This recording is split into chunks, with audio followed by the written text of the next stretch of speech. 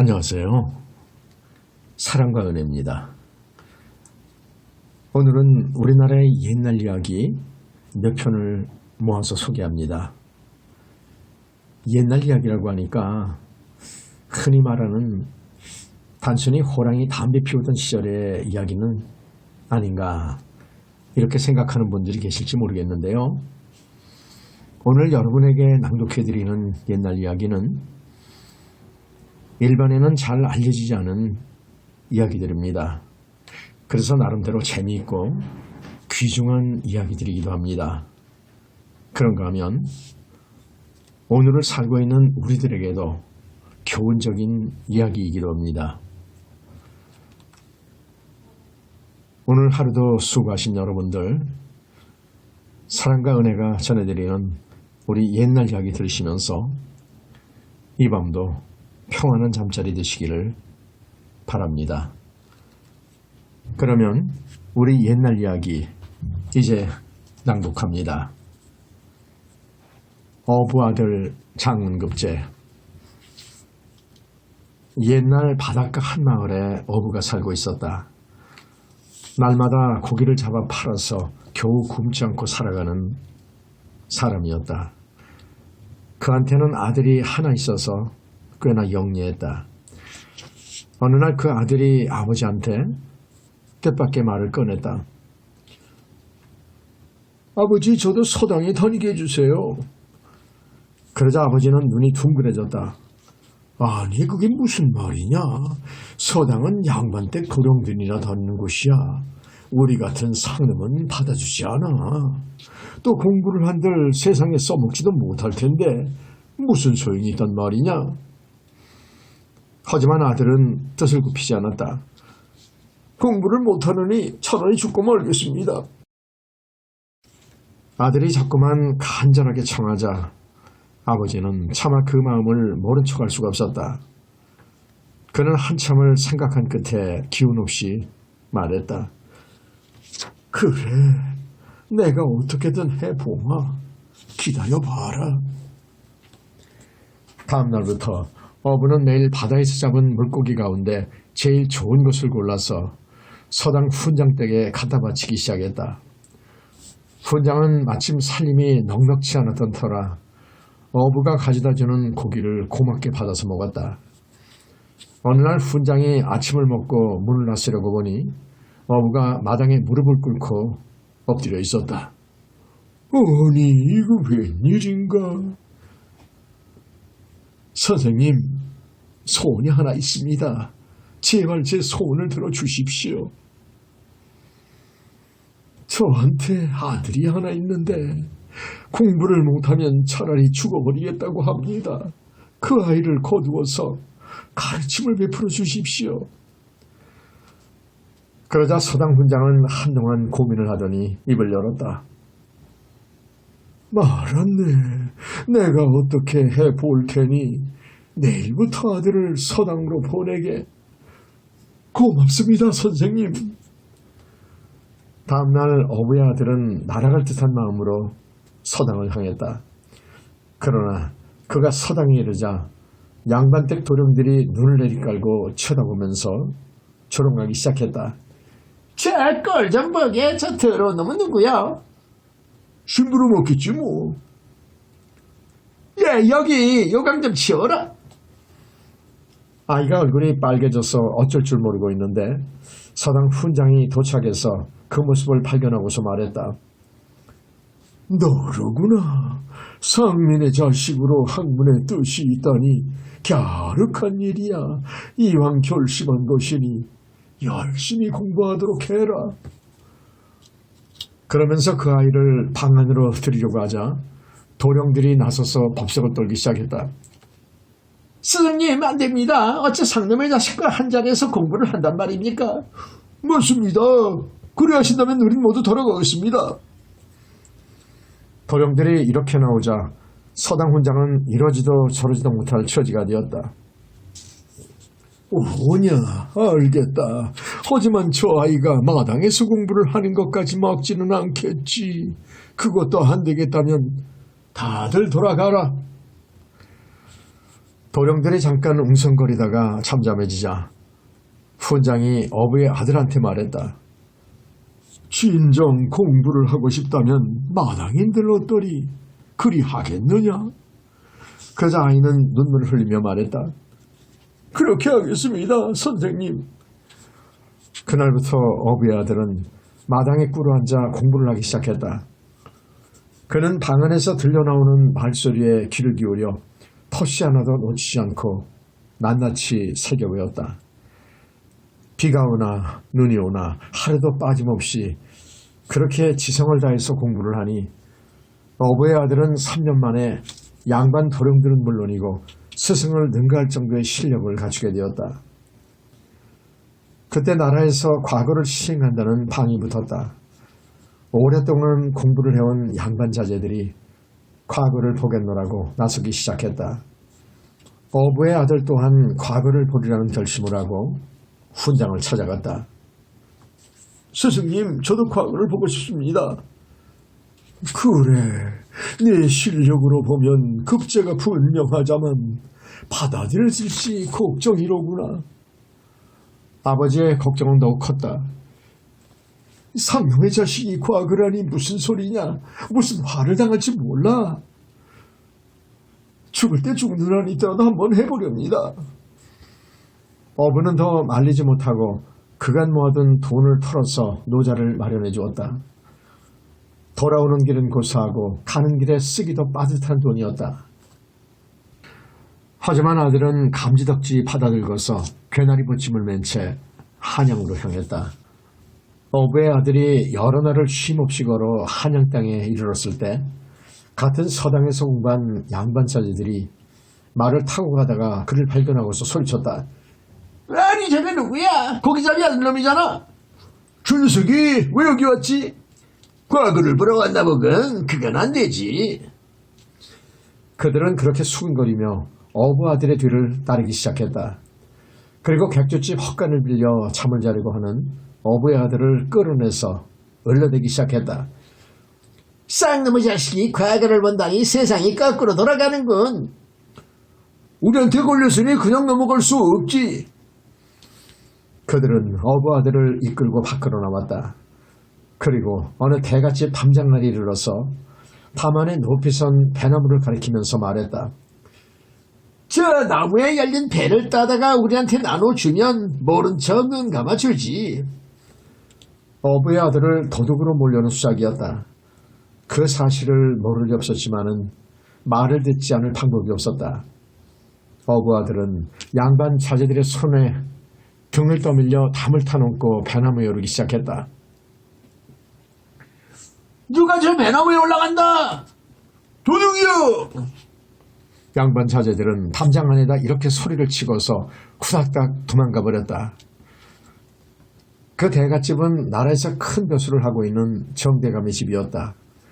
그리고 배나무가 있는 곳은 정대감의 딸이 거처하는 별당 뜰락이었다. 별당에서 술을 놓고 있던 정대감 딸이 이상한 소리를 듣고서 밖을 살펴보니 정말 누군가가 배나무에 오르고 있었다. 대감 딸이 들로 내려서면서 말했다. 당신은 누십니까? 귀신이거든 올라가고 사람이거든 내려오세요. 어부의 아들이 나무에서 내려와 서자 대감 딸이 어떻게 된 일인지를 물었다. 그러자 어부 아들은 사연을 있는 그대로 이야기하기 시작했다. 대감 딸이 이야기를 들으면서 가만히 살펴보니 그 행색은 남루하되 용모와 언사는 예사롭지가 않았다. 과거를 보려 한다니 어디 한번 시험해 봅시다. 대감 딸은 어부의 아들을 방으로 인도해서 붓과 종이를 내놓은 다음 시제와 운자를 불러주고 시를 지어보라고 했다.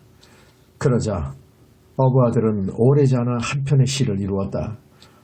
대감 딸이 보니 거의 고칠 데가 없는 훌륭한 작품이었다. 훌륭해요. 한두 군데 말고는 흠잡을 데가 없습니다. 이만하면 장원급제도 가능하겠어요. 정대감 딸은 두 군데 글자를 짚어주고 나서 어부 아들한테 말했다. 실력이 있다 한들 그런 행색으로 어찌 시험장에 들어가겠습니까?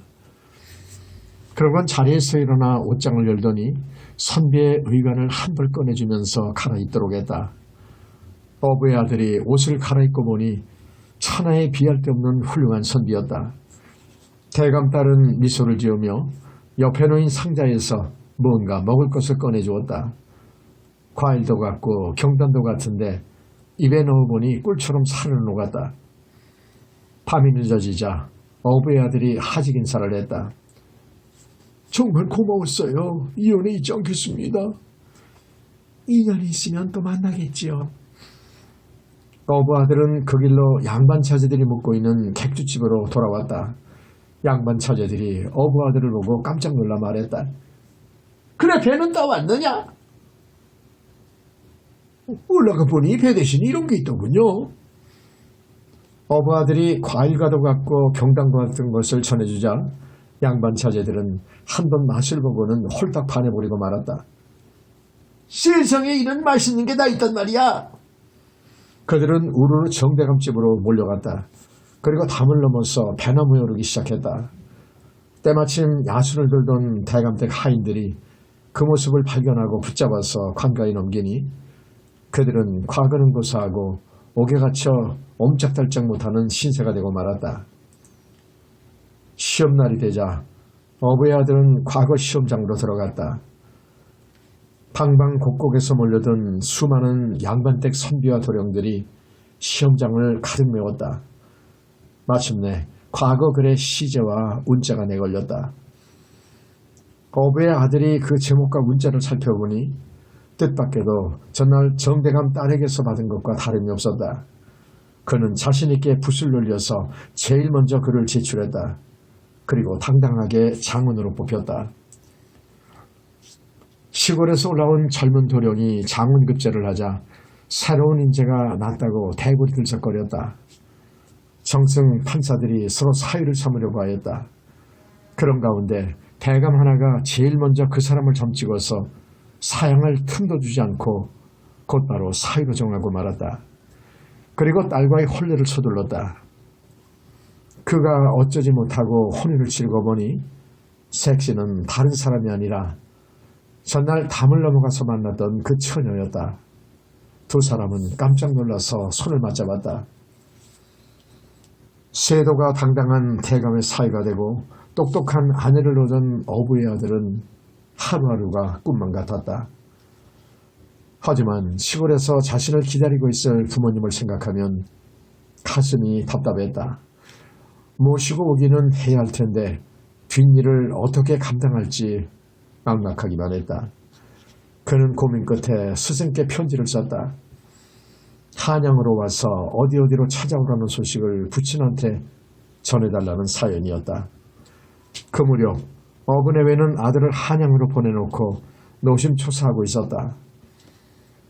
과거를 보고 돌아올 때가 한참 지났는데도 소식이 없자 불안한 마음으로 나날을 보내는 중이었다. 아이고, 우리 자식은 죽었는가 살았는가 보내지를 말고 붙잡았어야 했는데. 그때 서당 훈장이 은밀히 어부를 불러서 안부를 묻더니 꿈에도 그리던 아들의 소식을 전해주었다. 아들을 만나려거든 한양에 올라가 이 주소를 찾아가 보게. 어부는 그 길로 아들이 좋아하는 메밀떡을 한 흐름에서 짊어지고는 한양을 향해 길을 떠났다. 천신만고 끝에 한양에 도착한 어부는 물어물어 서당 훈장한테 받은 주소지를 찾아갔다. 겨우 집을 찾고 보니 담장이 두 길이나 되고 소설 때문에 으리으리한 대갓집이었다. 어부는 감히 주인을 찾을 엄두를 내지 못하고 문 앞에서 이리저리 서성였다. 그러자 그 집 하인들이 어부를 덜썩 붙잡아다가 헛간 속에 집어넣고 철컥 문을 닫아걸고 말았다. 어부는 꼼짝없이 갇힌 신세가 되었다. 그날 밤 헛간에 갇힌 어부가 앉은 채로 꾸벅꾸벅 졸고 있는데 헛간 빗장이 스르르 열리더니 누가 살짝 문을 열고서 안으로 들어왔다. 그러더니 황급해하는 어부한테 큰절을 올리는 것이었다. 아버지 접니다. 어부가 아버지란 말에 깜짝 놀라서 그 사람을 살펴보았다. 가만히 살펴보니 정말로 자기의 아들이 분명했다. 이게 어찌된 일이란 말이냐? 저는 과거에 장문급제에서 이 집 사위가 되었답니다. 하지만 사람들이 아버지를 보면 의심할 것 같아서 이렇게 할 수밖에 없었습니다. 용서하세요. 그러자 아버지가 눈물을 글썽였다. 내가 못난 아비 때문에 끝까지 고생이로구나.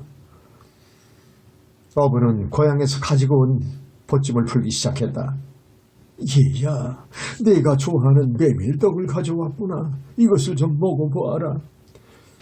아버지가 고나니 아들은 먹지 않을 수가 없었다. 배가 부르고 목이 메어 넘어가지 않는데도 아버지는 자꾸 떡을 보냈다. 아들은 떡을 받아서 먹는 척하면서 여러 개를 주머니 속에 슬쩍 감추었다. 아버지 또 오겠습니다. 편히 쉬세요. 아들은 헛간 밖으로 나가 문을 닫아건 다음 발소리를 죽여 잠자던 방으로 돌아왔다.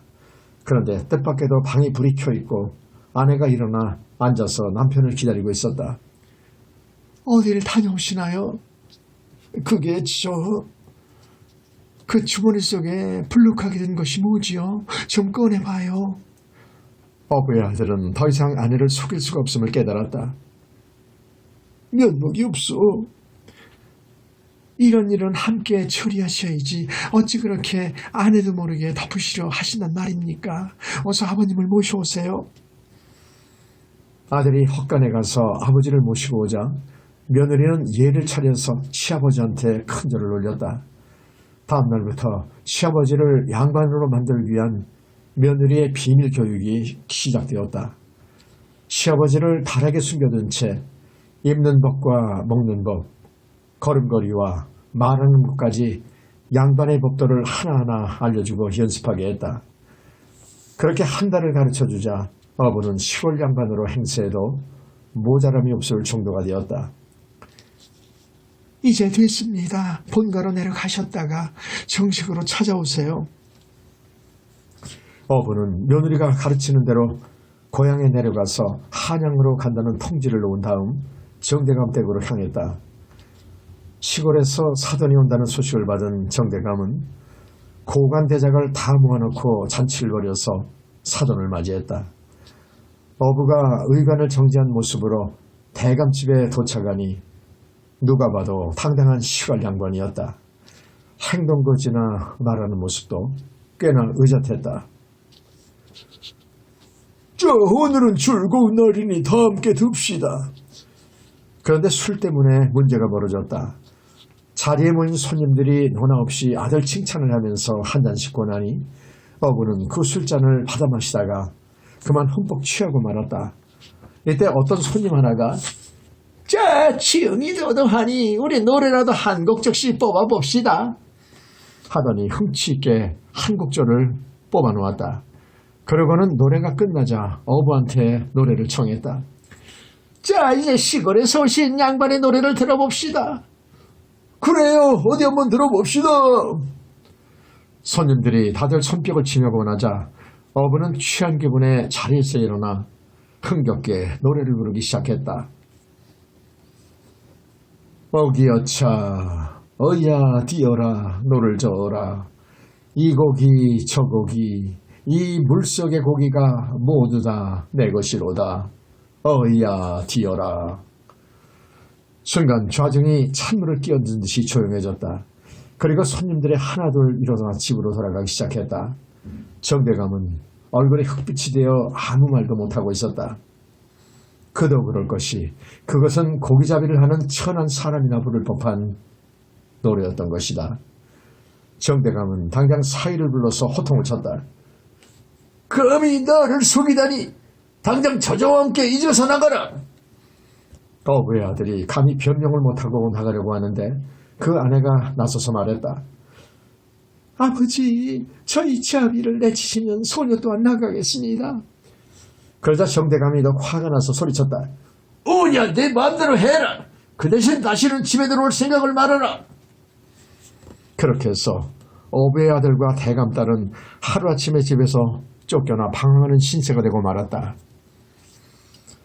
속절없이 한양 장안을 벗어나 시골을 향해 힘없이 걸음을 옮기던 어느 날 일행은 한 커다란 객주집에서 조그만 방으로도 하루를 묵게 되었다.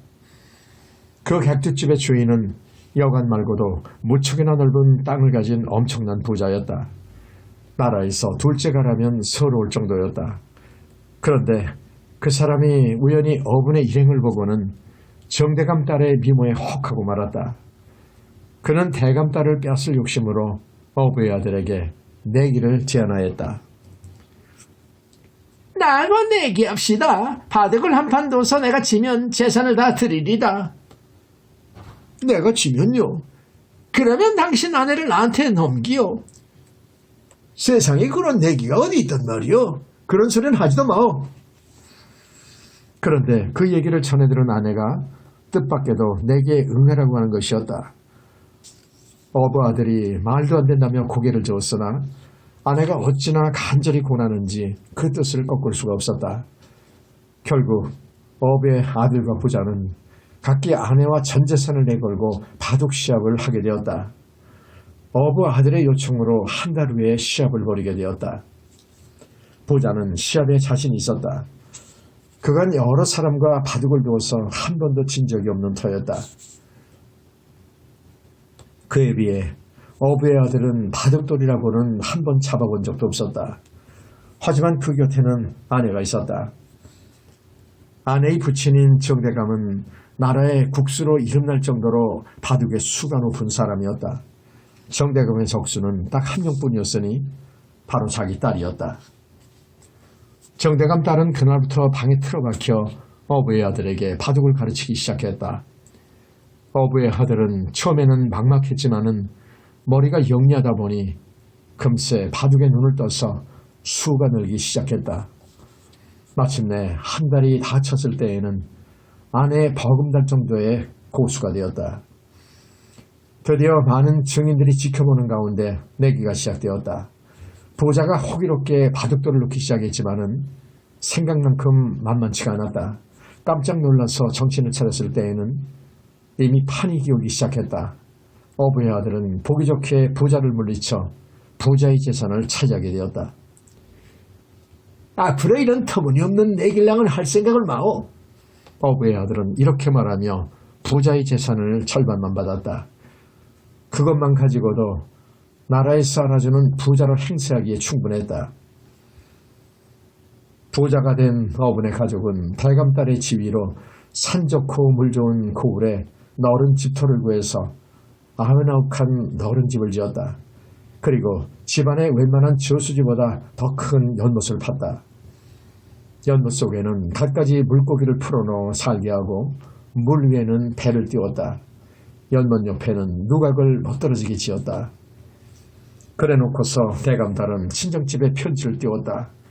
꼭 한번 자기 집으로 놀러와서 지난날의 오해를 풀라는 내용이었다. 정대감은 처음에는 편지를 본 척도 하지 않았지만 같은 내용의 편지가 자꾸 오자 점차 궁금증이 일었다. 그래, 어디 한번 어떻게 사는가 가보자. 정대감은 말을 타고서 딸이 사는 곳으로 향했다. 딸이 알려준 주소를 찾아가 사돈 집에 읽어보니 한양에서도 본 적이 없는 으리으리한 양반집이었다. 전을 보니 고기 잡는 어부가 분명했는데 이게 웬일일까? 정대감이 문을 들어가서 보니 집안은 더욱 놀라웠다. 딸의 안내를 받아 뒤뜰에 가보니 생각지도 않은 커다란 연못이 있었다. 연못 한켠 누각에 술상이 차려져 있는데 악사들이 한 옆에서 사면육각 풍악을 울리고 있었다. 어부가 연못에서 배를 타고 노를 젓고 있다가 정대감을 맞이했다. 사돈, 어른, 어서 오시오. 예. 저는 이렇게 소일하고 산답니다. 제 노래 한 자락 들어보시겠습니까? 그러더니 흥을 내서 노래를 하기 시작했다. 어기여차, 어야 뛰어라, 노를 저어라. 이 고기, 저 고기, 이 물속의 고기가 모두 다 내 것이로다. 어이야 뛰어라. 그러자 정대감이 손으로 무릎을 치고 말았다. 옳거니 내가 이걸 모르고 오해를 했구나. 세상에 이런 풍류가 다 있는가. 그러자 곁에 섰던 딸과 사위가 웃으며 말했다. 함께 올라가서 즐기시지요. 정대감은 딸의 집에서 마음껏 풍류를 즐긴 다음 서울로 올라왔다. 그가 다시 조정의 대감들을 한무리 이끌고 사돈댁에 내려오자 집안에서는 한바탕 커다란 잔치가 벌어졌다. 어떻게 노는고 하니 대감들이 술에 취하고 흥에 겨워 어부의 선창을 따라서 다 함께 노래를 부르는 것이었다. 어기여차 어이야디여라 노를 저어라 이 고기 저 고기 이 물속의 고기가 다 내 것이로다 어이야디여라. 죽을 고비 3번. 옛날 강원도 어느 곳에 장한영이라는 아이가 살고 있었다. 집안은 대대로 선비 집안이었는데 어려서 아버지가 돌아가시는 바람에 홀어머니를 모시고 가난하게 살았다. 어머니는 삭바르질을 해서 겨우 집안 살림을 꾸려가면서도 성심껏 아들 공부를 뒷바라지하였다. 한영이가 고생하는 어머니를 생각해서 열심히 글을 읽으니 학문이 점점 깊어져 갔다. 세월이 흘러 한영이는 나이 16세에 어엿한 총각이 되었다. 그런 그의 귀에 한영에서 과거 시험이 있다는 소식이 들려왔다. 한영이는 그동안 한 공부를 시험할 겸 꼭 과거를 보고 싶었다. 하지만 집안 사정을 잘 알고 있었기 때문에 말을 못하고 고민할 뿐이었다. 그런 그한테 어머니가 물었다. 얘야, 요즘 왜 이리 기력이 없고 낯빛이 어둡단 말이냐? 무슨 걱정이 있니? 그러자 한영이가 마음을 다잡아먹고 말했다. 어머니, 모자나 한영의 과거 시험이 있답니다. 이번 과거에 응시해서 제 실력을 확인해보고 싶어요. 이에서 한양길이 얼만데 어린 몸으로 그렇게 한양을 간단 말이냐. 내가 가면 나는 또 어떻게 하고. 어머니, 저도 어머니를 두고 떠나고 싶지 않습니다. 하지만 우리가 뭔가 새로운 길을 찾을 때입니다. 여기 이대로 죽치고 있어서 할 수 있는 일이 없어요. 그러자 어머니가 결심한 듯 말했다. 그래, 언젠가 이럴 날이 올 줄 알았다. 내가 그간 조금씩 모아둔 돈이 있으니 길을 떠나려무나. 예, 어머니. 한영이는 보쯤에 집신을 싸가지고서는 걸어서 과거길을 나섰다. 몇 날 며칠 가서 어떤 고을을 지나가는데 여러 아이들이 시끌벅적 떠드는 소리가 들렸다. 다가가서 보니 동네 아이들이 눈먼 판수를 놀리고 있었다. 나무 막대기 끝에 개똥을 찍어서는 판수 코에다 들이대면서 깔깔댔다. 이놈들아, 구려 죽겠다, 구려 죽겠어. 그럴수록 애들은 더 재미있어 하면서 장난을 쳤다. 그러더니 아예 판수의 지팡이를 빼앗아 도망가면서 잡아보라고 소리쳤다. 예, 이놈들! 보다부턴 한영이가 쫓아가서 아이들을 혼내고는 지팡이를 찾아다가 판수에게 돌려주었다. 어디 가는 위신데 이렇게 좋은 일을 하신단 말이오. 나는 강원도에 사는 장한영이란 사람입니다. 한영의 과거를 보러 가는 길이죠. 저랑 함께 가십시다. 날도 저물었으니 우리 집에 묵어 가구려. 한영이는 가난한 봉사에게 신세를 지고 싶지 않았으나 마지못해 그 뒤를 따랐다. 막상 그 집에 도착해보니 뜻밖에도 규모가 큰 기와집이었다. 알고 보니 그 판수는 점을 잘 치기로 유명해서 많은 돈을 모은 사람이었다. 한영이가 그 집에서 하룻밤을 잘 묵고 나서 아침에 길을 떠나려 하자 판수가 말했다. 이렇게 오신 길에 내가 앞길을 점쳐드리리다. 사주를 불러보오. 그 말에 솔깃해서 한영이가 사주를 대고 판수 앞에 앉았다. 판수는 사주를 꼽고 산통을 흔들면서 한참을 헤아려보더니 점괘를 뽑았다. 이번 과거에 틀림없이 장훈급제를 하겠어. 하지만 죽을 고비가 한 번도 아니고 3번이나 들었구려. 이 고비를 못 넘기면 급제고 뭐고 다 허사요.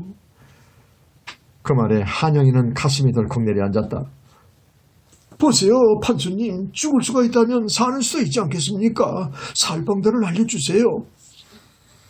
앞에 고비 2번은 마음 먹기에 달렸습니다. 마음만 똑바로 먹으면 넘길 수 있어요. 하지만 마지막 한 번이 아주 어렵군요. 그러더니 판수는 작은 쌈지를 하나 내밀었다. 3번째 죽을 고비에 이르거든 이 쌈지를 보이시구려. 그럼 무언가 길이 생길 겁니다. 한영이는 쌈지를 받아든 다음 마음을 다잡아 먹고서 길을 나섰다. 하루 종일 부지런히 걸어서 어떤 주막에 유숙하게 되었다. 그날 밤 한영이가 방에 홀로 앉아 글을 읽는데 뜻하지 않게 주인 여자가 술상을 들고서 들어왔다. 보니 좋은 술과 음식이 가득했다. 아니 이게 웬일입니까? 시키지도 않았는데요. 그냥 제가 드리는 겁니다. 손님을 보는 순간 그만 반하고 말았지 뭐예요. 여자는 한영이한테 술을 따라서 권하더니 곁으로 다가와 앉으며 분필 같은 손으로 한영이 손을 부여잡았다. 예쁜 여자한테 손을 잡히기는 처음인지라 한영이는 몸과 마음이 다 어지러지할 지경이 되었다. 그때 판수의 말이 떠올랐다. 한영이는 깜짝 놀라서 손을 뿌리치면서 말했다. 이러지 마세요. 보안이 혼인을 하신 분 같은데 남편이 알면 얼마나 놀라겠습니까? 난 아무 생각이 없으니 그냥 술상을 가지고 나가세요. 한영이 정색을 하고서 차갑게 말을 하니 여인은 무안해져서 그냥 상을 들고 나가려야 했다. 바로 그때 어떤 남자 하나가 방으로 뛰어들어오더니 들고 있던 칼을 바닥에 놓으며 한영이 앞에 무릎을 꿇었다. 아니 당신은 또 누구십니까? 저는 이 여자의 남편입니다. 이 여자가 젊은 손님들을 유혹하는 낌새를 채고 오늘 길을 떠나는 척하고서 몰래 지켜보고 있었지요. 여참은 둘 다 죽이려 했는데 선비님이 이렇게 하실 줄은 정말 몰랐습니다. 그 말을 듣는 한영이 등에 식은땀이 주르르 흘렀다. 까딱하면 칼날에 목이 잘릴 뻔한 순간이었다. 주막 주인은 한영이를 잘 대접하고는 여비까지 버텨서 보내주었다. 마음을 잘 먹은 덕에 죽을 고비를 넘기고 거꾸로 복을 받은 셈이었다. 이제 2고비가 넘은 건가? 한영이는 다시 몇 날 며칠을 걸어서 한양에 당도했다. 그는 한 객사를 숙소로 정해놓고는 구경차 주변을 둘러보기 시작했다. 이리저리 구경을 다니다가 날이 어두워서 숙소를 찾는데 그 길이 그 길 같고 이 집이 저 집 같아서 쉽게 찾을 수가 없었다. 한참을 헤매다 보니 어느새 밤이 이슥해지고 말았다. 인적이 다 끊긴 길에서 혼자 방황을 하고 있는데 갑자기 덩치 좋은 산이볕이 달려들더니 한영이의 입을 막아 다짜고짜 자루에 집어넣었다. 그러고는 어깨에 떠매고 어디론가 가기 시작했다. 말로만 듣던 보쌈이었다. 한영이가 자리에서 풀려난 곳은 어느 으리으리한 대갓집의 별당이었다. 한영이는 종들이 사망맞게 지키는 가운데 방 안으로 안내되었다. 거기에는 아리따운 처녀가 5곳이 앉아 있었다. 이게 어찌된 일입니까? 나를 왜 여기로 데려왔단 말입니까? 그러자 처녀가 나지막히 입을 열었다. 죄송합니다, 도련님. 다 저희 부모님이 시키신 일이랍니다. 제가 상불사를 타고 나서 첫 남편을 잃을 운명이라고 이렇게 남모르는 도련님을 데려온 것이지요. 이게 무슨 운명의 장난인지. 그렇다면 나는 오늘 밤만 지나면 죽을 목숨이란 말이군요. 제가 말렸지만 부모님이 끝내 일을 꾸미고 마셨답니다. 외동딸이 청산거부가 되는 것을 견딜 수 없다면서요. 그저 죄송을 따릅니다. 그러면서 처녀가 눈물을 지으니 한영이는 제 신세는 있고 오히려 처녀가 불쌍해지는 것이었다. 그가 처녀를 위로하니 처녀는 더 미안한 마음에 어쩔 줄 몰랐다. 처녀는 품에서 작은 금덩어리 2개를 꺼내더니 한영이에게 건넸다. 제 마음이니 이걸 받아주세요. 나는 어차피 죽을 목숨인데 이게 다 무슨 소용이 있겠습니까? 한치 앞을 모르는 게 사람의 일이지요. 쓸 것이 있든 없든 제 마음이니 받아주세요. 한영이는 할 수 없이 금덩어리를 받아서 품에 넣었다. 다음날 새벽이 되자 건장한 하인들이 한영이를 끌어내다가 자루에 집어넣고 어디론가 향했다. 강물에 집어던지거나 땅에 파묻거나 하려는 것이 분명했다. 한영이는 체념한 채 떠미어져 가다가 문득 품 안에 금덩어리가 생각났다. 여보세요. 내 말 좀 들어보세요. 지금 나한테 금덩어리가 2개가 있답니다. 나는 어차피 죽을 목숨인데 이게 무슨 소용이 있겠어요. 당신들도 못할 짓이라 고생인데 나눠 쓰도록 하세요. 아니 그 말을 어떻게 믿는단 말이요. 금방 드러날 거짓말을 못하러 하겠습니까? 잠깐 확인해보면 알 일입니다. 하인들이 그것도 그렇다고 생각을 하고 자루를 열고서 보니 정말 한영이 품속에 금덩이 2개가 있었다. 하인들은 뜻밖의 횡재에 입이 한방만해졌다. 자 이제 됐으니 나를 갖다 버리시구려. 젊은 하인이 다시 한영이를 자리에 넣으려 했다. 그러자 옆에 있던 나이 많은 하인이 나서서 만류했다. 어서게 사람이란 은혜를 알아야 하는 법이야. 이런 분을 죽이면 어찌 천벌이 없을까. 우리 둘이 입을 다물면 아무 문제가 없을 일이야. 듣고 보니 과연 그러했다. 2 하인은 한영이를 풀어주고 자루에는 돌덩이를 담아서 강물에 집어던졌다. 이렇게 해서 한영이는 또 한 번 죽을 고비를 벗어날 수 있었다. 죽을 고비를 벗어난 한영이는 무사히 과거의 응시에서 당당히 장훈급제를 했다. 이름 없는 시골 총각이 장훈급제를 하자 조정이 온통 들썩거렸다. 그때 조정에는 김정승과 이정승이 있었다. 2 정승 모두 홍기를 넘긴 딸이 있어 사윗감을 찾고 있던 차에 장훈급제한 한영이를 사위로 점 찍었다. 이정승, 김정승이 차례로 나서서 한영이를 사위로 맞이려 하니 서로 조금도 양보가 없었다. 결국은 임금이 결정을 하게 되었다. 듣자니 이정승 딸은 16이고 김정승 딸은 17이라지. 한 살이라도 더 먹은 김정승 딸과 맺어주는 게 좋겠어. 이렇게 해서 한영이는 김정승 딸과 결혼하게 되었다. 하루바삐 어머니를 뵙고 싶은 생각뿐이었으나 김정승 댁에서 어찌 서두르는지 고향에 내려가지도 못한 채 혼례를 올리게 되었다. 김정승의 딸과 결혼한 그날 밤 한영이는 이런저런 심란한 생각이 들고 뒤도 마려워서 밖으로 나왔다. 그런데 그때 어떤 복면을 난 남자가 살짝 담을 넘어 들어오더니 손살같이 신부의 방으로 들어가는 것이었다. 그러더니 얼마 후 검은 그림자는 다시 방에서 나와 담을 넘어 사라졌다.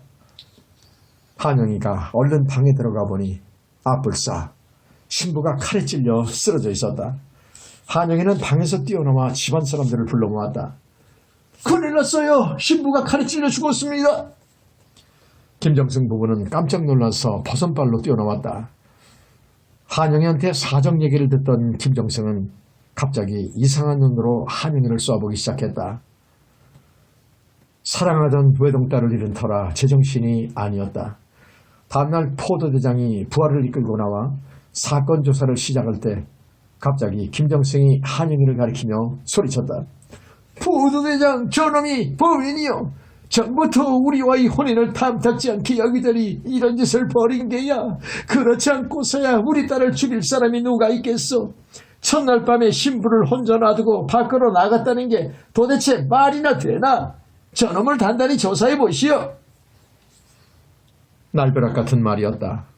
한영이 나서서 변명을 했지만은 김정승은 막무가내였다. 김정승의 권세가 어찌나 당당하던지 포도대장 또한 그 앞에서 설설기었다. 그는 한영이를 옥에 가두고 사건을 조사하기 시작했다. 끝까지 범인이 안 잡히면 한영이가 죄를 뒤집어쓰게 될 상황이었다. 감옥에 갇힌 채 고생하던 한영이는 문득 판수가 전해준 작은 쌈지를 생각해냈다. 그는 쌈지를 포도대장에게 바치면서 거기 사건의 비밀이 담겨있을 테니 헤아려달라고 간청했다.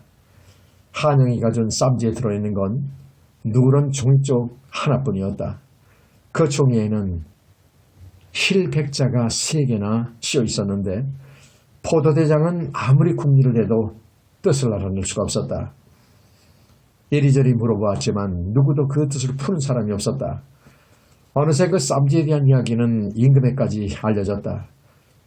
임금은 지혜롭기로 소문난 이정승에게 쌈지를 전해주면서 어떻게든 문제를 해결하라고 하였다.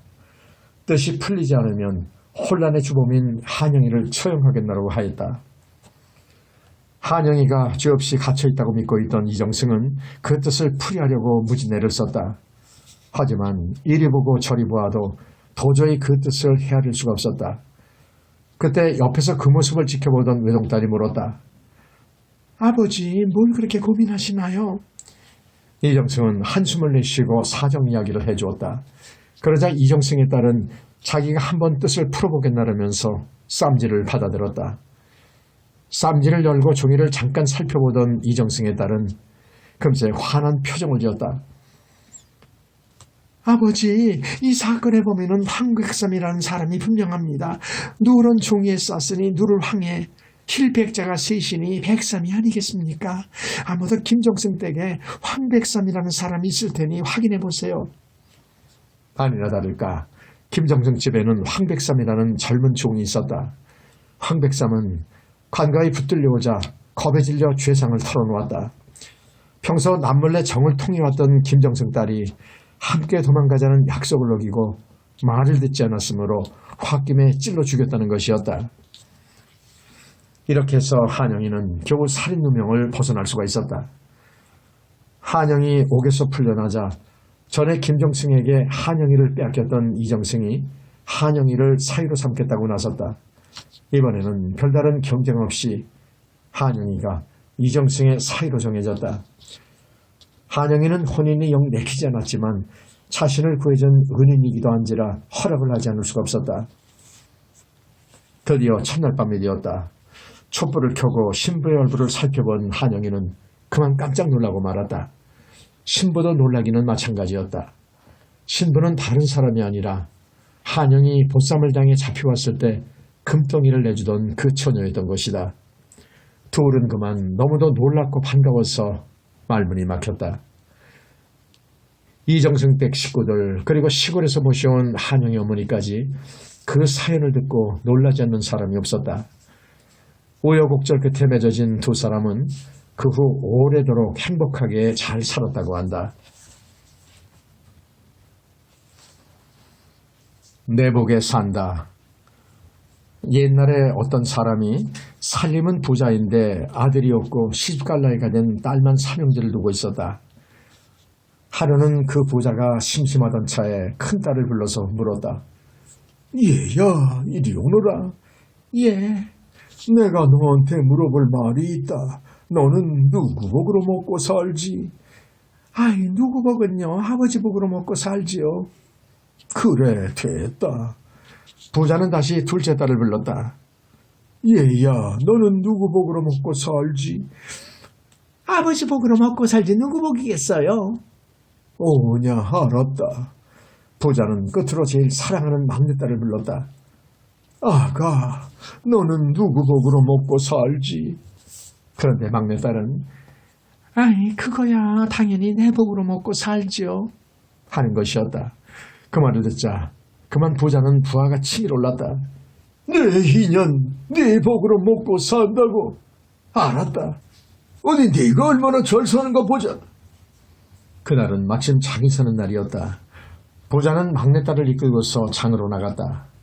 장판을 두루 살피다가 한 구석에 산중에 사는 숫구이 총각이 숯을 팔고 있는 것을 보고는 그리로 딸을 끌고 가서 더벅머리 숫구이 총각에다 딸을 덜컥 내맡겨버렸다. 자, 이게 내 짝이다. 어디 얼마나 잘 사는지 한번 살아봐라. 막내딸은 그만 하루아침에 집에서 쫓겨나 숫구이 총각하고 살아야 하는 처지가 되고 말았다.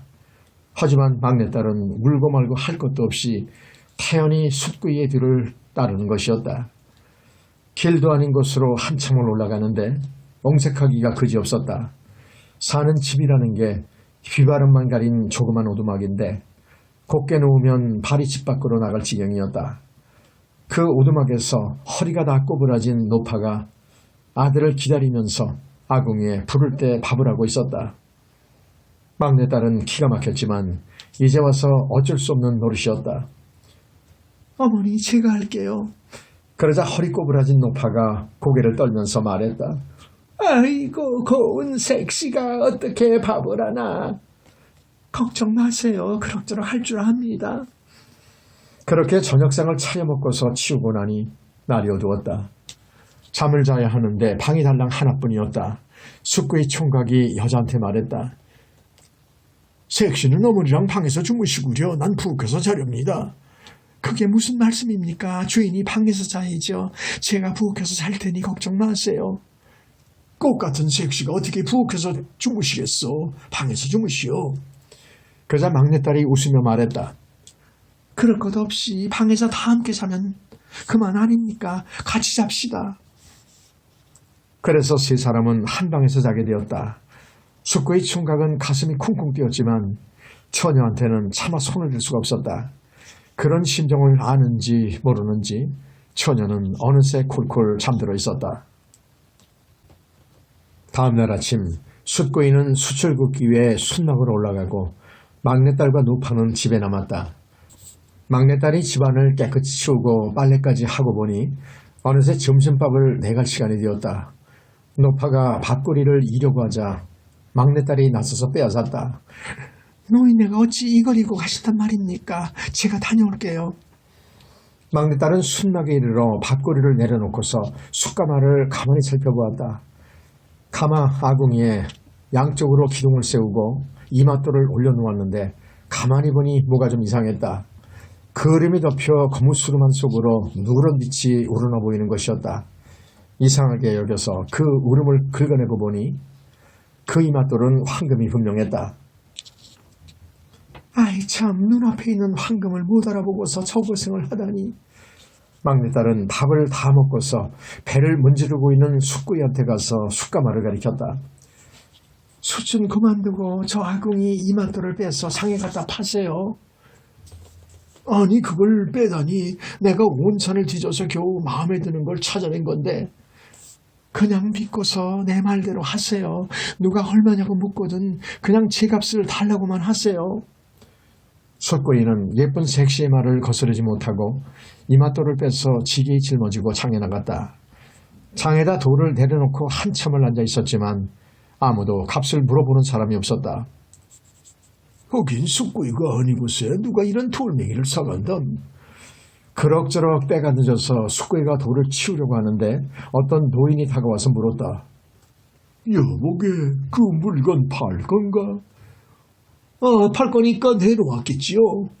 그래 값이 얼만가? 따로 값이 있는 물건이 아니니 그냥 제 값을 주시구려. 그러자 노인이 말했다. 알았네. 물건을 쥐고서 따라오게. 노인의 집에 이르고 보니 고래등 같은 기와집이었다. 노인이 돌을 내려놓게 하고서 값을 쳐주는데 숫고이는 눈이 아주 둥그러졌다. 그의 짝에 가득 들어있는 돈을 통째로 실어주었으니 말이다. 이거면 되겠지. 그저 제값만. 그러자 노인은 벽장에 숨겨두었던 돈개미를 하나다 꺼내서 얹어주었다. 이 정도면 값이 될 게야. 숫고이 총각은 돈을 지게에 하나 가득 짊어진 채 오두막으로 돌아왔다. 막내딸은 별로 놀라지도 않고서 돈을 헤아렸다. 다행히 임자를 잘 만났군요. 우리 복이에요. 다음날 세 식구는 오두막을 정리하고 산끝으로 내려와 넓은 땅을 샀다.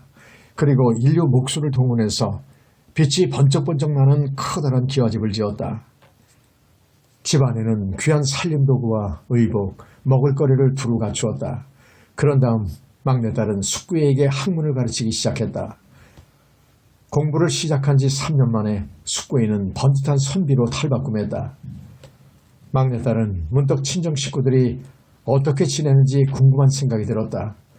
편지를 써서 인편에 보냈더니 벌써 집을 팔고 떠나갔다고 하는 소식이 들려왔다. 떠도는 소문에 의하면 집이 쫄딱 망해서 거지가 되었다는 것이었다.